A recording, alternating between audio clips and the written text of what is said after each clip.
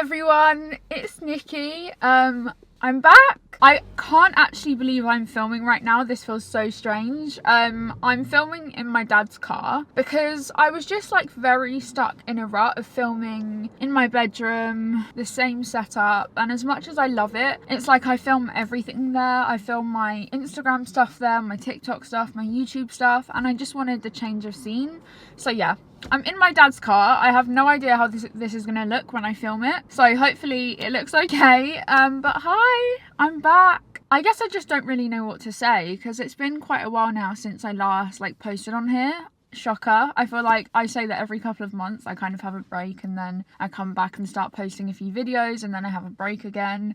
I think it's fair to say that the last like 6 months to a year have been like the hardest of my life, and as a lot of you may know, especially on Instagram and stuff like that, I had a big break because I had a really big operation in September time, end of September. I was just recovering from that for the rest of the year, so I only really have started like getting out and stuff like that in the middle of January, and I'm slowly just beginning to do stuff, and one of those things is finally doing a video and being back. So yeah, so today I thought I would answer a few questions that you guys had because we haven't done a catch up in a while and it's very overdue. So I'm gonna answer some questions. I really hope you guys are doing well. I genuinely missed you. Like when I'm not filming videos and looking at your comments or interacting with you guys, I literally miss you. Like you're my family, and whenever people like refer to you as like fans or followers, I really don't see it like that. But yeah, without further ado, let's get into answering some questions. I did my usual, ask you guys them on Instagram, so if you ever want to be a part of Q&As or stuff like that, or just see a little bit more of what I'm up to, then do follow me on Instagram. I'll leave it on the screen. But I've also ordered a bubble tea because I was like, I'm gonna need a drink, and bubble tea is my not new obsession because I've been obsessed with bubble tea for years, but like there's a bubble tea shop that's open like round the corner from me, so it's become an unhealthy obsession where I'll literally drink one like every day if I'm lucky. So yeah, my bubble tea order is brown sugar milk tea, and I get a small normally because halfway through I normally am like, yeah, that's enough for me. I get brown sugar bubble tea with tapioca. Okay, now I need to make sure I don't get my dad's car messy. Oh my gosh, that was expertly done if I say so myself. Wow, that's probably the cleanest I've ever put my straw into a bubble tea. Delicious. Okay, I've actually got so many really good questions from you guys, so I don't really know where to start. I feel like the best and the thing that I think a lot of you guys will want to know, so the best thing to start with is like, how did your surgery go, an update on how you're doing, and talk about the operation you had. What was your operation? How did it go? How's recovery going? Right, where do I start? Yeah, as a lot of you may know, and a lot of like my last videos were me talking about the operation, like the impending operation that I was gonna have. I did have it. I had it in September the 26th to be exact. I've had about like 75, 80, maybe more operations and like procedures since I was 6 years old, and this one was the biggest operation that I've ever had, which is crazy to think about when I've had so many over the years. It was the most invasive, it was the longest, it was like they did the most that they've ever done in an operation, and it was a lot. So it was a 13-hour operation, so my doctors literally left the hospital that day like when they finished at like nearly midnight. It was such a long operation, and like I always think about like my poor parents just having to sit there and wait for them to say that I've like finished my operation or get updates and stuff like that. I'm always so like aware about that, you know, thinking about what my parents must be going through in that time. So basically what they did with the operation, I'm going to try and explain it as well as I can, but I don't want to like ramble on too much. What my doctors did is the main aim was to remove some AVM from like key areas. So one of those areas was behind my eye on the right side, and the other area was like in my like maxillary area / like sinus and cheek area here. So that was the main thing, is to remove AVMs from those areas, which were the most active areas on scans. So by that it means that when I have bleeds and things like that, those are two of the main contributors to me having those bleeds, because they're the most active. So what they did is they cut my face open, which they've done before. So they did an incision. I don't know if you can't see it very well because I've got makeup on. I'll put a photo up. They did an incision basically from my lip to the top of my nose round my nose, up under my eye, and literally opened my face up like a flap. And then they made a massive incision on my leg, humongous. My doctor said it would be a small incision, and it is my whole upper leg. Now, this was really, really difficult for me to get my head around when I woke up and saw a bandage on my leg about this big. My whole upper leg, from like basically the top of my hip to like just above my knee, is how long it is. I'll put a photo up so you can see. So then they opened up my leg and made an incision and removed some tissue and some muscle from my leg, and basically where they then took out some of the AVM in my cheek and sinus area, they then filled that with healthy tissue, not AVM tissue, from my leg, and connected the blood vessels to the arteries in my neck. So they also made an incision in my neck, which I've also had before. I can't really see it very well, obviously, but you know, other people can see it more than I can. And they basically then attached the tissue to my cheek and also the arteries and veins to my neck, so that it had a blood supply. So that's basically what they did, to remove some of the AVM, so it was less active and had less likelihood of like then growing back and recruiting more blood vessels into it, and becoming more active. And the whole point really was for my bleeds, because as you guys know, my bleeds were like the biggest issue prior to my operation, and that's what's the most life-limiting thing for me. You know, when I'm having bleeds, it completely stops me from doing anything. It stops me from seeing my friends, it stops me from work opportunities, it stops me from just living my life as an 18-year-old, and it massively gets me down. Like, I don't think people realise which understandably so if you're not going through it, but I don't think people realise the mental toll that having a chronic life-limiting illness takes on you, especially the longer that you're going through that. You know, you don't go to bed and escape from your condition. It's 24/7, it's all year round, it's constant. And especially when like you have something so life-limiting and so like something that just, if I have a nosebleed, it halts whatever I'm doing, you know? It's not like, I have pain as well, but at least a solution to that somewhat is take painkillers. When you have a bleed, there's no solution, and I have no control over how big it is. I can't stop the blood coming out, you know, so it completely halts everything. And as a result, like there's a lot of trauma that I have to work through. You know, I've started, this is a bit off topic, but like I've started seeing someone for PTSD because I have really quite severe PTSD from not only bleeds but also just my life limitingness, and also like experiences in hospital and traumas there. And I've just got a lot of trauma from things such as huge bleeds that have really scarred me long term, that I don't think gets talked about enough. Obviously there's a lot of ways you can get PTSD that are more commonly known, but also, you know, medical trauma can be a huge thing that I don't think is spoken about enough. I wouldn't even say it's more niche, it's just less spoken about by people. So I'm kind of working through that at the moment. But yeah, that was the operation, and I woke up in intensive care a day later, and I had, because they kept me asleep overnight, and I had a feeding tube in my nose, and I've never had one of those before because I was so swollen that I wasn't going to be able to eat,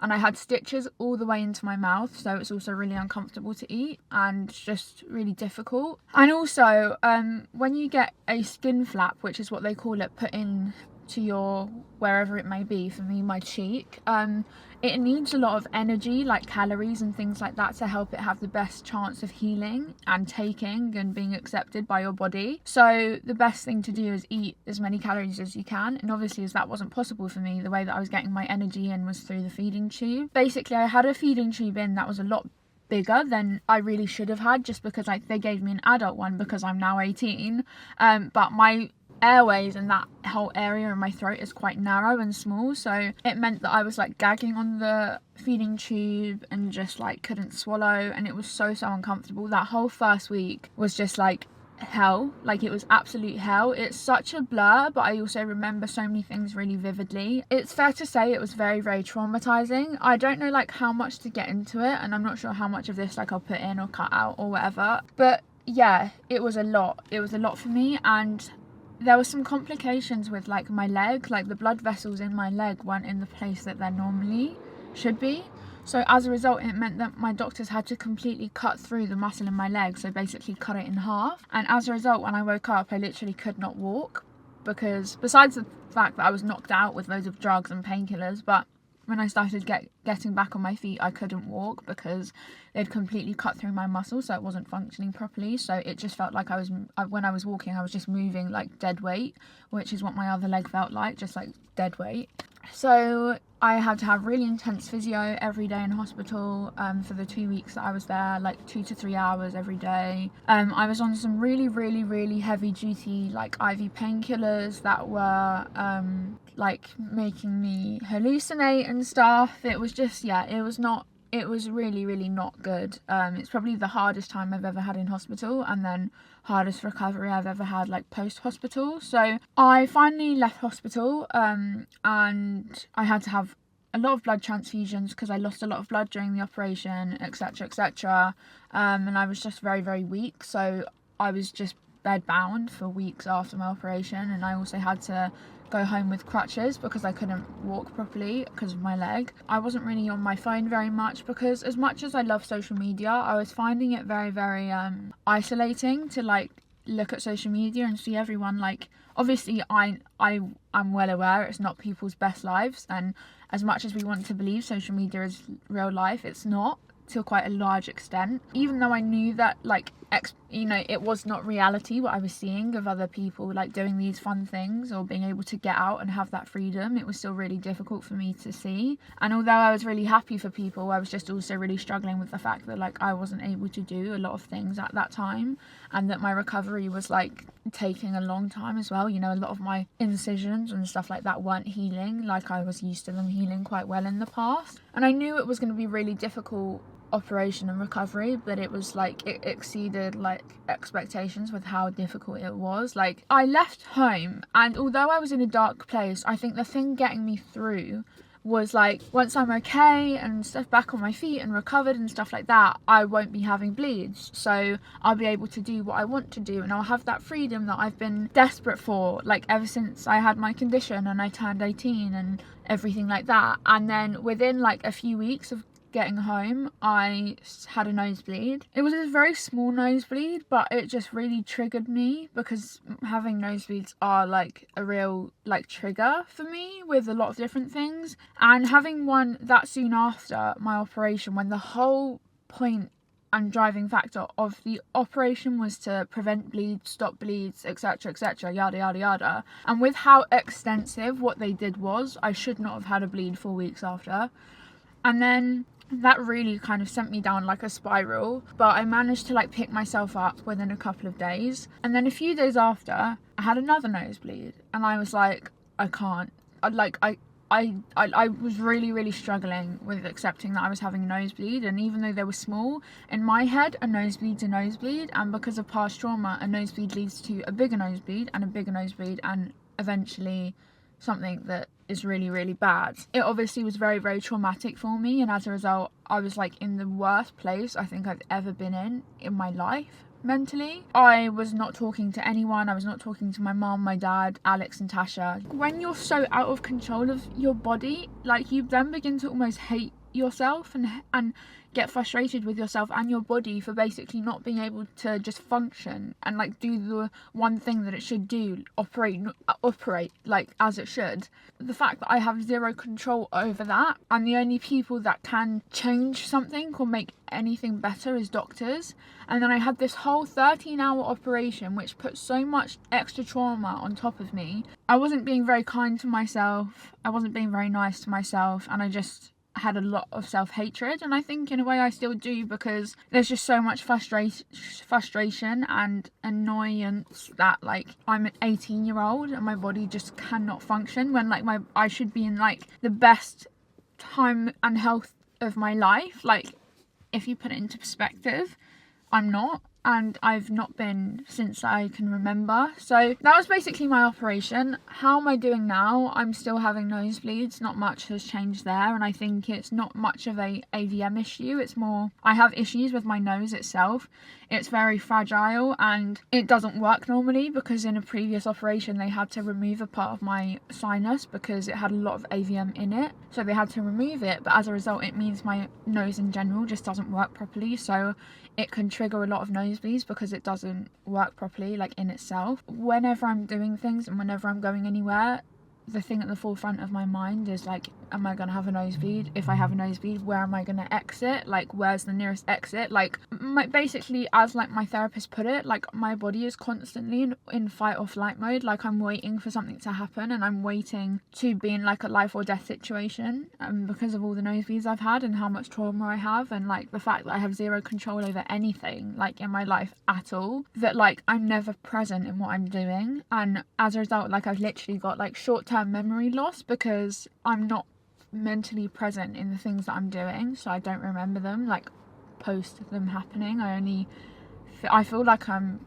in it in the moment, but I'm really not, because I've got so much going on in my head. Just know that like I'm trying my best, and like I'm very grateful for the things that I'm being able to do. Like tomorrow I'm going to the Brits. Like when you see this, it will not be tomorrow, the Brits would have happened, but I'm not looking forward to going to the Brits. The Brits are like an awards, a music award thing in the UK, but I'm not looking forward to the Brits. I'm like dreading them because I'm so anxious about having a nosebleed. So yeah, on to a lighter note. Another question was, will you be bringing out another makeup line with Revolution? Great question. Thank you so much for the support on my makeup line with Revolution, my collab with them. It genuinely means so much, and it absolutely makes my day seeing you guys posting with your pieces from the collection or creating makeup looks with it. So yeah, thank you so much for that. At the moment, like, we're not working on anything. I think that if I did another collection with Revolution, I would struggle to know exactly what direction I wanted to go in. And for me, I feel like with the whole cafe collection, I really had a vision for it and really believed in it. And I feel like unless I had that same feeling towards something, I feel like I'm not someone that's just going to create something for the sake of it. So I don't know, like I would love to do another makeup collab at some point with maybe another brand.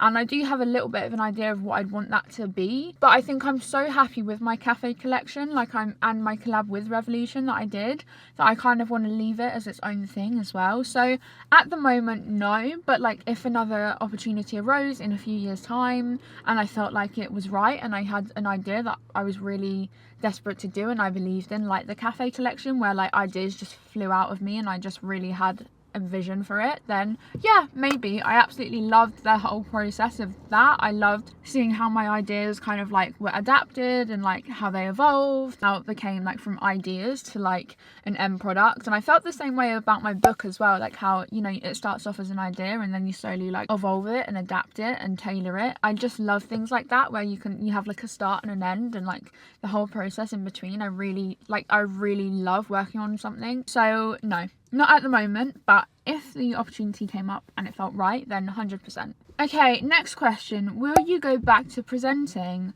Love that. Obviously, as some of you guys may know, in the past, like when I was around 13 to 15, I did quite a lot of presenting for CBBC, which is the children's BBC in the UK, and worked very closely with them. I had like 3 series of a show called Nikki, Lilly Meets, where I interviewed public figures and celebrities and stuff like that about what it was like when they were my age and how they got into what they do now and stuff like that, and just advice for young people.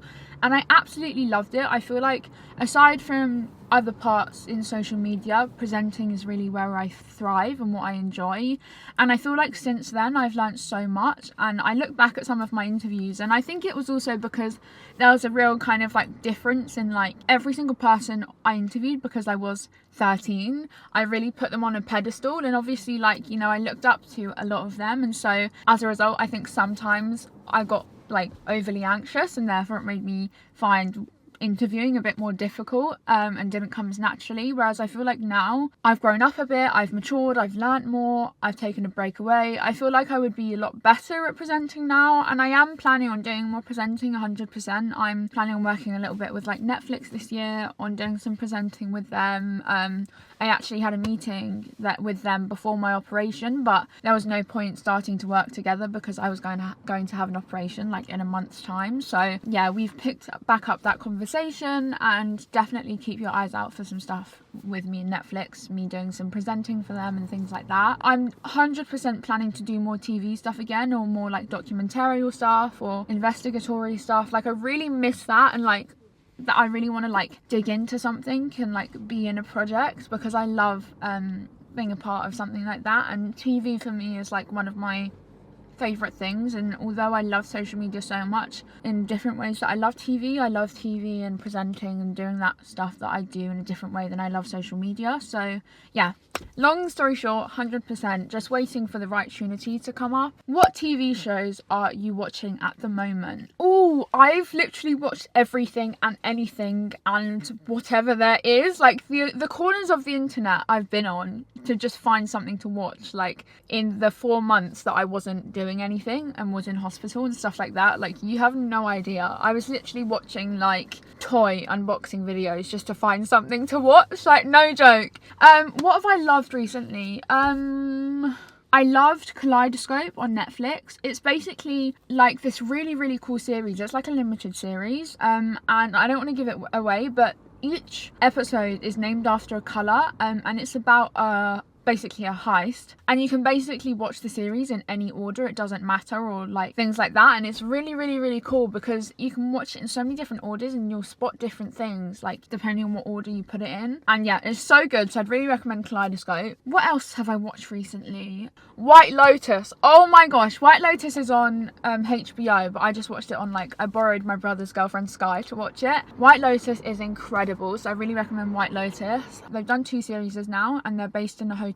It's like a dark comedy. I really love White Lotus, and it has a lot of my favourite actors in it. I rewatched Euphoria while I was like recovering. I started watching BoJack Horseman. I feel like I'm so late to the train. It's like a cartoon, but it's like an adult cartoon. A cartoon for like adults. It's really, really, really good. It's crazy, but like there's a lot of bits that like really resonate, so I'd recommend BoJack Horseman. And also I've been rewatching The Office, the US version, so those are kind of all the things I've been watching throughout recovery that I've really enjoyed. I feel like I long out everything. I need to just start doing concise answers. I was on a podcast the other day, and I'll put it in the description box, and I just feel like I just long out every answer to every question just because I'm such like a chatterbox. I'm like, just give a concise answer and get to the point, girl. Oh, I got a lot of questions about like my dating life or like things like that, which people always love to know.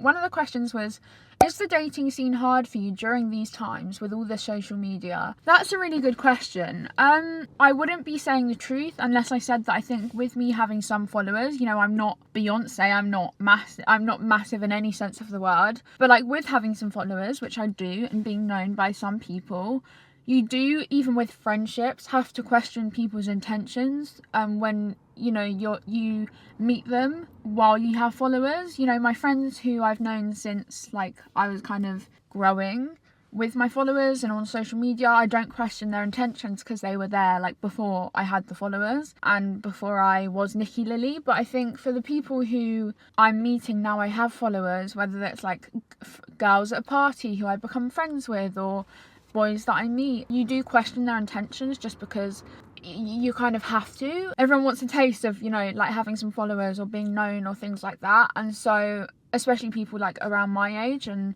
my generation. So I think it is definitely difficult. I think I'm very like aware of that. And so I'm very aware of like if I'm hanging out with a boy, not being like, hey, this is who I'm hanging out with right now, and showing it to all my followers. And I think getting to know someone over a longer period of time and not showing anything, I think you then begin to learn who they are as a person a bit more and what their intentions are. But yeah, long story short, like dating is definitely difficult in this generation. I think even if people don't have followers like I do, I think it's just really, really hard these days. You know, it's not like back in the, not the olden days, but you know what I mean, a time where you are set up on a blind date by your friends, or like you meet someone at a party and then you kind of become friends. Like, you obviously have that, but with social media it's like someone sliding into your DMs, or like you getting a message. Like, there's no romance and there's no like sincerity, I think, sometimes. I'm not going to get into it, but there was someone that I was hanging out with earlier last year, and we became very close very quickly, and our friendship kind of like turned into more. Long story short, I just found out that his intentions were kind of driven by me having followers, or just weren't pure. It's a real difficult one, I think, because I'm a Cancer. I'm very like emotional. I always want to see the best in people. It's often like shot me in the foot, because I've like got my feelings involved even in like a platonic friendship way, and then I kind of just have to like divert, because I'm like, okay, you don't actually just want to be my friend, and it's difficult. My bubble tea is just sitting here. I need to eventually drink some of it. Someone asked, in all of your journey on social media, if you could have done anything differently, would you? I don't think so. I'm really glad how my journey on social media has been. You know, as a lot of you guys, like the OGs will know, is that I started on YouTube as like a escapism, with the most pure and innocent intentions of me just having a hobby and something to do when I was just a sick kid, like at home. A lot of people go into social media with the expectation and want of fame and followers, and that was never like it for me. It was just like a source of happiness and like something to do and a hobby. And it's been a decade, like so much changes in a decade. But would I change anything? No, personally I don't really feel like I would change anything. I feel like I'm pretty happy with how my social media journey's gone, and I'm really glad it's been a slow launch into having followers. And I think that's what makes me now being in this position, like it makes it even more like incredible, because it was started in the most innocent like way, you know. How's 2023 going for you so far? I'd love to be like 2023 is going amazing, woo, but it's not. The last 3 years, including like this year so far, have been the hardest years of my life. I am always one to try my best to think of where I am not lacking and where I have things that I'm grateful for that other people may not have. You know, I have a roof over my head, I have, you know, so many different things like that, but I just feel like I can't catch a break, if I'm being really honest. If you guys like want me to talk more about like my therapy journey one day, then like do let me know. I feel like this whole video has been a bit depressing, so I'm sorry for that, but it's kind of just the place I'm in at the moment. I was speaking about this to my therapist, and like I talk about this to my mum a lot too, even though I've found that my coping mechanism when I'm going through stuff is I shut down. Like, I will literally not talk to anyone, because I think in my head I'm like, well, what's the point of talking? Like, I'm realizing that talking, even if you can't like inherently solve what you're going through, speaking to someone about it and airing the weight on your shoulders like does make a big difference. So I would always encourage talking. Never feel like a burden if you have things to talk about that you want to get off your chest. In life, we're kind of constantly searching for like some sense of like fulfillment, and I'm trying to stop like searching for that and like thinking like, well, when will I get that feeling? I'm trying to be a bit more like finding the small things as my like daily bits of like not fulfillment but like meaning, you know. It's got so dark and it's got so cold, so I'm gonna stop filming and rambling soon, but I'm gonna answer like one last question to wrap up. Have you ever met a influencer or celebrity who wasn't nice or wasn't what you expected? I've met a few. I'm not gonna name names or anything. And it wasn't that they weren't like nice. I think it was more they weren't like what I expected. And I think sometimes when you meet some people that are like so nice, you're then like, okay, they weren't like as nice as this person, but doesn't make them like not a nice person. I think like back when I was like doing my interviews and stuff like that, like everyone was lovely, but I think obviously some were just like lovelier than others, or like I vibed with them more. But I think it's so important to also normalize that like people have bad days. You could meet an influencer, or you could meet a celebrity or someone, and like they could just be having a really crap day. You know, there's been times where like I've had people notice me at hospital, and obviously like I really appreciate that, you know, there are people that know me like at hospital, but it's just like not the time and the place, you know. So I think it's also just like a lot about like where you meet a person, or like what they could be going through or things like that. But yeah, I have met some people where I'm like, okay, we're not going to be besties, that's okay. Or like I've had an idea of them in my head and then they've not really been exactly that in person, and it's a bit like, oh. But yeah, I feel like that's a good place to wrap up. I've missed you guys more than I can tell you. Oh my gosh, you have no idea. I'm going to try and post as much as I can. I'm actually going on a brand trip with one of my favourite brands really soon. So I'm so excited. I'm really excited because I was supposed to go last year and just didn't happen. And I'm obviously very anxious about going because of health, but I'm just trying my best to be like, one day at a time, one day at a time. If all goes well and I make it there, then best believe I will be vlogging it. It's only a couple of days where we're going, but I really want to share it with you guys. So yeah, look out for that. But yeah, please know I'm so grateful for you guys. So yeah, I'm sending you so much love. Really hope you're doing okay, and thank you for watching. God, it's literally, the sun has set and it's so dark now. Bye guys, love you.